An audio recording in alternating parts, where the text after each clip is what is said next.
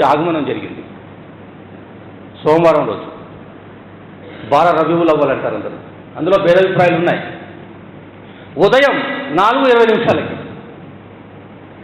తన యొక్క తాత అబ్దుల్ ముత్తలిబ్ ప్రవక్త ముహమ్మద్ సల్లల్లాహు అలైహి వసల్లం గారి యొక్క ప్రసవన జరిగే రోజు తన యొక్క తాత అబ్దుల్ ముత్తలిబ్ అల్లాహ్ యొక్క గృహం యొక్క గుట్టని పట్టుకొని దువా చేస్తున్నారు ఏడుస్తూ, అల్లాహ్ నా కొడుకు అబ్దుల్లాకి నువ్వు మరణం ఇచ్చి లోకాన్ని నుంచి తీసుకువెళ్ళిపోయావు, తన యొక్క అపురూపాన్ని నాకు ప్రసాదించు దువా చేస్తున్నారు ఇక్కడ.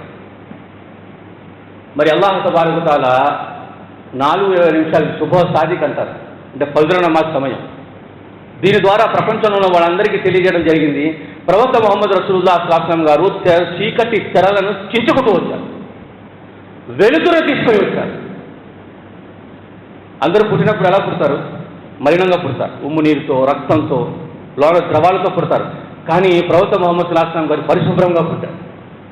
ఏ మాత్రం కూడా తన శరీరం మీద అసహ్యకరమైన ద్రవాలు ఏమీ కూడా లేదు, అపవిత్రమైన ద్రవం ఒక్క చుక్క కూడా లేకుండా ప్రవక్త ముహమ్మద్ సల్లల్లాహు అలైహి వసల్లం గారు వచ్చారు. అది కూడా పుట్టినప్పుడు లేకుండా వచ్చారు, తల్లికి కూడా బాధ కలిగించకుండా వచ్చారు. దీని ద్వారా తెలియజేశారు, నేను ఎవరిని కూడా బాధ పెట్టకుండా ఉండడానికి వచ్చాను అని. ప్రవక్త ముహమ్మద్ సల్లల్లాహు అలైహి వసల్లం గారి యొక్క జననం ఒక అద్భుతం. పుస్తకాల్లో రాసి ఉంచారు, పదిలంగా ఉంటాయి. ప్రళయం దాకా దీన్ని విస్మరించుకుంటుంటారు అందరూ, ప్రళయం దాకా దీన్ని స్మరించుకుంటూనే ఉంటారు. ప్రవక్త ముహమ్మద్ సల్లల్లాహు అలైహి వసల్లం గారు పుట్టినప్పుడు లేకుండా శుభ్రంగా బయటకు వచ్చారు.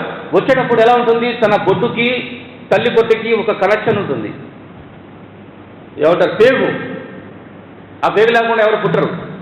తల్లి ఏదైతే తింటుందో దాని ద్వారా శక్తి అందులోంచి వెళ్తుంది, పిల్లోడు పెరుగుతాడు అందులో. కానీ ముహమ్మద్ రసూలుల్లాహి సల్లల్లాహు అలైహి వసల్లం గారు ఆ పేగు లేకుండా పుట్టారు, కట్ చేయవలసిన అవసరం రాలేదు. దాని ద్వారా ప్రవక్త సల్లల్లాహు అలైహి వసల్లం గారు ప్రపంచానికి తెలియజేయడానికి వచ్చారు, కత్తిని పని చేయడానికి నేను రాలేదు, సూది పని చేయడానికి వచ్చాను అని. కత్తిరించే పని చేయడానికి నేను రాలేదు, కుట్టే సూది ఉంటుంది కదా, సూది పని చేయడానికి వచ్చాను అని. మరి ప్రవక్త ముహమ్మద్ రసూలుల్లాహి సల్లల్లాహు అలైహి వసల్లం గారు సుంతితో పుట్టారు, ఖత్నా. ఇక్కడ మనం పుట్టిన తర్వాత 7 రోజుల తర్వాత హకీకా చేసుకునేటప్పుడు చేసుకుంటారు, కొంతమంది లేట్గా చేసుకుంటారు, కానీ కంపల్సరీగా ఖత్నా చేస్తారు. ఇది సున్నతే ఇబ్రాహీం. కానీ మన ప్రవక్త ముహమ్మద్ రసూలుల్లాహి సల్లల్లాహు అలైహి వసల్లం ఖత్నా లేకుండా బయటకు వచ్చారు, ఖత్నాతో వచ్చారు.